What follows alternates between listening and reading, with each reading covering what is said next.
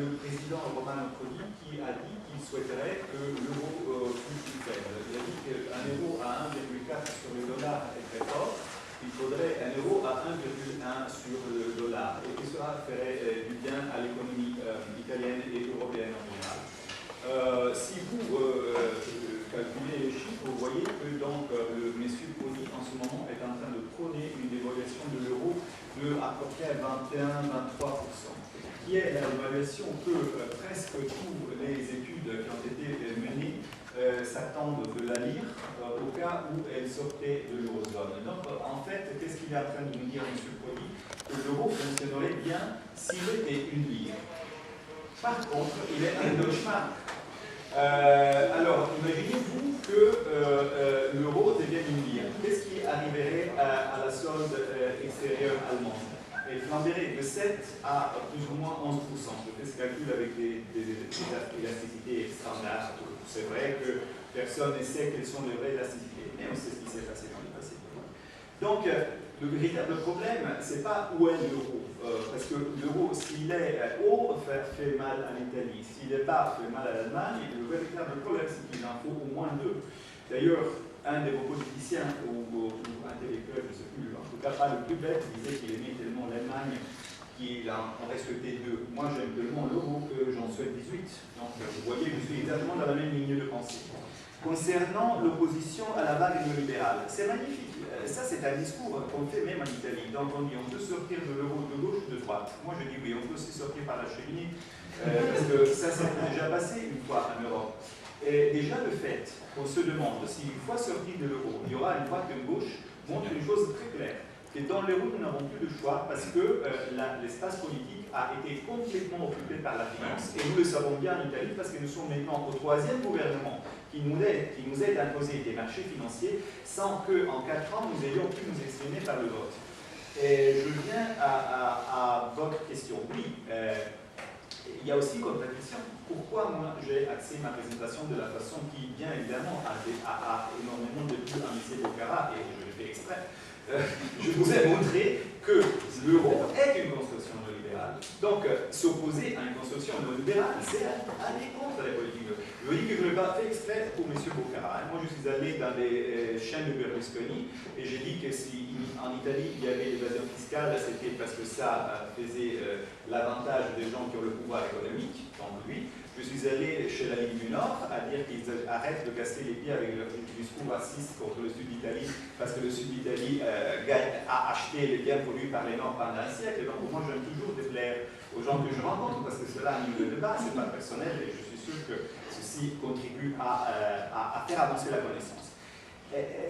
Réforme de l'action de la BCE. Et là aussi, par exemple, le problème est, écoutez, comment veut-on réformer l'action de la BCE? Parce que la BCE se trouve exactement dans la même situation. Je veux dire, la BCE est faite pour déplaire à tout le monde. Parce que, est-ce que la BCE peut faire des politiques régionales? Parce que là est le problème. En ce moment, le Sud aurait besoin de taux de change plus bas et les taux. Le Nord aurait besoin de taux de change, taux d'intérêt, excusez-moi, taux d'intérêt plus haut et les plus bas. L'existence d'une monnaie unique force la politique monétaire à être endogénément, procyclique. C'est ça. Parce que, en effet, quand les capitaux bougent, ils vont au sud, ils alimentent l'inflation, le taux de change réel du sud diminue, et en fait, on aurait besoin de monde. Mais si on a un seul taux de change nominal, voilà, c'est fini. Et donc, je ne vois pas, mais je voudrais bien, mais là, ça allait sans plaisanter très sérieusement. Je veux vraiment bien que M. Bocara nous explique en quoi une politique réformée de la Banque Centrale Européenne. Non, mais ça, c'est un point que vraiment je veux comprendre. En quoi, parce que nous avons eu en Italie la même expérience, nous avons eu une banque centrale unique pour 2 zones profondément divisées. Cette banque centrale a fait des politiques les plus différenciées des langues de sa vie et le partage entre le Nord et le Sud continue à exister. Et de plus, les deux marchés financiers sont toujours segmentés. Donc là, il y a un problème. Donc ma question en réponse à votre question est comment pourrait-on réformer la Banque Centrale Européenne pour qu'elle puisse faire des politiques qui accommodent les problèmes structurels de chaque pays? Dette publique, le problème de la dette publique, d'accord. Je veux bien parler de la dette publique. On sait bien que la dette publique argentine était de $1 milliard, et on sait aussi que c'est pour cette raison que Declarre nous dit que l'euro nous a transformés dans un pays du tiers-monde. Pourquoi? Parce que vous savez très bien que la Fédérale Réserve n'est pas à Buenos Aires, et vous savez très bien que la Banque Centrale Européenne n'est pas à Lisbonne. Donc elle est en Allemagne. Donc en effet, toutes les dettes de chaque pays européen, y compris l'Allemagne, se sont trouvées liquidées dans une devise étrangère derrière laquelle il n'y a aucun état, avec cette complication. Donc, mais l'écart est un peu différent, parce que, bon, pour aller formel, vous le savez très bien, même que ce soit une devise étrangère, formellement, elle est la nôtre, et les contrats de dette créance sont réglés dans par notre gouvernement. Donc, de la même façon dont on est entré dans l'euro en appliquant la lex monetae, parce que quand on est entré dans l'euro, on a appliqué la lex monetae. Je veux dire, on n'a pas continué. Parce que maintenant, les gens se demandent, oui, mais si on sort, les dettes vont rester en euros et les salaires vont revenir en lire. Oui, mais quand on est entré, on n'a pas eu de dettes en lire avec des salaires payés en euros, sauf erreur. Donc, la lex monetae, on l'applique si il arrivait que quelqu'un s'avisait de faire cette bêtise, simplement les banques viennent faillite, parce que les gens n'auraient plus le moyen de rembourser leurs dettes. Et comme nous sommes déjà dans une situation de crise de dette privée massive, ce ne serait pas ce que les banques souhaitent. Vous avez très bien raison, la littérature sur les défauts, donc les défauts de paiement des pays émergents montre que le pays émergent ne reste pas isolé des marchés financiers longtemps. Simplement, quand un pays repart, les investisseurs internationaux savent qu'il y a des occasions de profit et ils commencent à les financer. Il n'y a pas de problème. La dette argentine a eu ses caractéristiques. Bon, ça a été aussi mal géré du côté des créanciers. Il y a eu des problèmes spécifiques, mais comme vous le dites, elle a été référencée. De ce fait, l'argument qu'on serait isolé des marchés financiers ne tient pas, et ne tient pas surtout pour l'Italie, parce que l'Italie a le solde primaire le plus haut de la zone euro, et il a aussi le taux d'épargne le plus haut de la zone euro. Donc, si le reste du monde ne veut pas nous financer, on s'en fiche un petit peu. C'est ça le problème, au point de vue de la situation des soldes italiens. Concernant la désindustrialisation, ça c'est une bonne question, une question à laquelle c'est très difficile de répondre, la même question qu'a posée David. Donc la question est la suivante. Étant donné que maintenant nous sommes désindustrialisés parce que nous avons fait la fausse chose, nous devons continuer à faire la fausse chose parce qu'on ne peut plus revenir en arrière. La logique de cet argument m'est claire, c'est-à-dire qu'on n'a pas la certitude que les élasticités de prix en particulier des flux commerciaux soient les mêmes qu'ils auraient pu être en 1992. En 1992, nous avons évalué en un an de presque 25%, il n'y a même pas eu un petit soupçon d'effet J. Donc vous voyez, donc aujourd'hui il pourrait peut-être y avoir un petit soupçon d'effet J, c'est clair, les prix des matières premières sont différentes, etc. Mais c'est comme si quelqu'un a été d'accord, pendu, il avait mis les mains dedans et disait bon, je ne m'enlève pas ça parce que comme je suis à 2 mètres du sol, je préfère être pendu que tomber. Mais c'est un peu ça le problème. Les choses ne peuvent pas avancer comme cela. Et en effet, moi, mais je le dis sans polémique, mais vraiment sans polémique et avec une grande ouverture d'esprit, je n'ai vraiment pas compris en quoi cette monnaie commune pourrait amener la Banque Centrale Européenne à faire des politiques pro-croissance et surtout différenciées par pays.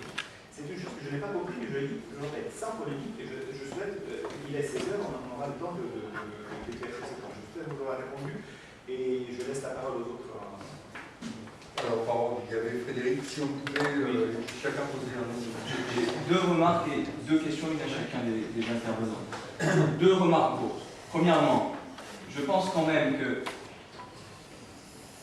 il y a un problème d'étau des économistes, un étau, oui, un abattement des économistes. On n'ose pas. Alors comme on n'ose pas dire des choses, on dit qu'il ne faut pas les dire. Mais dire des choses, mobiliser les gens, dire que les choses sont possibles, qu'il y a des choses nouvelles, change la situation. Et je pense qu'il y a beaucoup de renoncements dans les positions qui disent « ne faisons rien, replions-nous, sortons de l'euro ». Le renoncement ne peut pas être la position des intellectuels. Non. Parce qu'on a une responsabilité, y compris par les propositions, d'ouvrir les possibilités. Et on ne peut pas commencer les propositions en disant « parce que c'est pas ouvert, je ne propose rien de nouveau ». Sinon d'ailleurs, les banques centrales, elles feraient ce qu'elles faisaient au début du XIXe siècle, ce qui n'est pas du tout ce qu'elles font aujourd'hui. Par exemple, la garantie inconditionnelle des titres publics que fait une banque centrale normale, je ne sais pas, ou le paquet monnaie, enfin, donc ça c'est le premier point. Le deuxième point sur ma remarque, la Grèce. Vous avez dit des choses erronées sur la Grèce. Samedi dernier, moi j'étais avec Tsipras, avec Yannis Milos, l'économiste grec, avec Stathakis, et non seulement ils disent « nous ne voulons pas sortir parce que c'est notre monnaie », nous ne voulons pas dire l'épargne des Grecs pour les Grecs, l'épargne des Allemands pour les Allemands, etc. Non, il y a quelque chose de commun. Mais troisièmement, si demain, nous, Syriza, arrivons en Grèce sur la base d'une mobilisation anti-austérité, que vont dire les autres pays? Vous allez dire que vous voulez sortir de l'euro et nous laisser tout seul dans cette affaire-là. Donc il y a un problème complètement mal posé. Et heureusement, les Grecs ne disent pas ça. Vous avez dit une deuxième chose erronée sur les Grecs. Quand Tsipras vient en France, il ne passe pas à la télévision. Il est venu lundi avant-dernier. Je ne sais pas si beaucoup. Précisément, parce que je pense qu'en France, le débat est beaucoup plus radical sur ces questions-là. En France, la gauche, elle a remonté aux dernières présidentielles. Elle a rebaissé depuis. Pourquoi? Aux dernières présidentielles, elle a remonté, elle a rendu l'économie très populaire. Les Français savent tous que 1000 milliards d'euros ont été donnés par la BCE gratuitement aux banques et pensent tous que c'est un scandale. Mais c'est un énorme progrès de conscience de l'économie et sur lequel nous avons beaucoup régressé, la gauche a beaucoup régressé en France, oui. Mais si on refait venir des gens qui disent ça à la télévision, alors là ça devient dangereux. Alors mes deux questions. La première c'est sur l'offre, parce que je ne comprends toujours pas, d'ailleurs vous n'avez pas répondu sur l'offre. Sur quoi? L'offre. La production, la désindustrialisation. La offerte, on dit, je ne sais pas, l'offre. Hein. Donc, j'ai l'impression qu'on biaise. Parce que vous tenez, moi j'ai entendu 2 fois le même raisonnement que l'orthodoxie. Il n'y a qu'une chose qu'on peut changer, c'est le taux de change, parce qu'il n'y a qu'une chose qu'il faut changer, c'est les salaires. Mais, il y a des analyses, moi tradition de l'INSEE et tradition marxiste aussi, qui disent qu'il y a beaucoup de coûts. Il y en a eu un séminaire il y a 3 semaines, 1 mois, sur le coût du capital.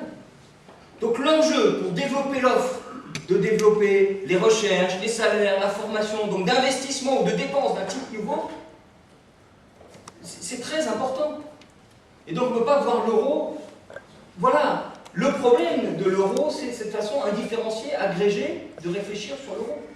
Un euro qui va effectivement développer la spéculation financière, c'est pas la même chose qu'un euro qui peut développer les investissements pour les recherches ou pour les formations. Et donc, réindustrialiser ou redévelopper l'offre en Europe et dans certains pays. Donc moi, pourquoi cette vision? Il n'y a que le taux de change, et une vision un peu magique du taux de change. Que viennent jouer comme rôle les autres coûts? Donc ça, c'est la question que je vous pose. Celle que je pose à Paul, c'est à partir d'une interprétation. Moi, j'ai l'impression qu'on est quelque part dans un débat sur quelque chose qui est très en dessous de Keynes, où on ne parle que de la demande de façon quantitative, là où Keynes avançait beaucoup plus loin sur une monnaie active, sur un rôle nouveau pour la monnaie, mais aussi sur la norme de profit et sur les problèmes de rentabilité. J'ai l'impression que se joue en fait le débat, finalement, tu es sur une position beaucoup plus proche de Keynes, y compris pour le développer, que la position d'Alberto Bagnai. C'est comme ça que je le comprends. Éventuellement, en poussant encore, et ça peut répondre à ce que dit Alberto Bagnai, tu proposes une sélectivité des taux d'intérêt, des différences de taux d'intérêt, non pas par pays, mais par contenu, par projet. Donc, si dans le mezzogiorno on développe la finance, on n'a pas des taux d'intérêt à baisser, mais si dans le mezzogiorno c'est pour développer les services publics ou l'emploi, oui. Et si à Hambourg c'est pour développer la finance, non. Mais si à Hambourg c'est pour développer l'emploi et les qualifications, oui, on a un taux à baisser. Donc quelque chose de beaucoup plus riche que ce qu'on avait avant. C'est comme ça que je comprends les choses, mais peut-être je fais une erreur et j'aimerais que tu développes aussi. Voilà. Bon. Tu souhaites répondre tout de suite? Oui, c'est très beau. La dernière chose est très belle. J'aimerais seulement savoir comment on peut la réaliser. Concernant l'offre, il vous échappe qu'on est dans une crise de demande. Donc, je pense que ceci posé, étant donné que quand il y a du chômage, il y a beaucoup de capacités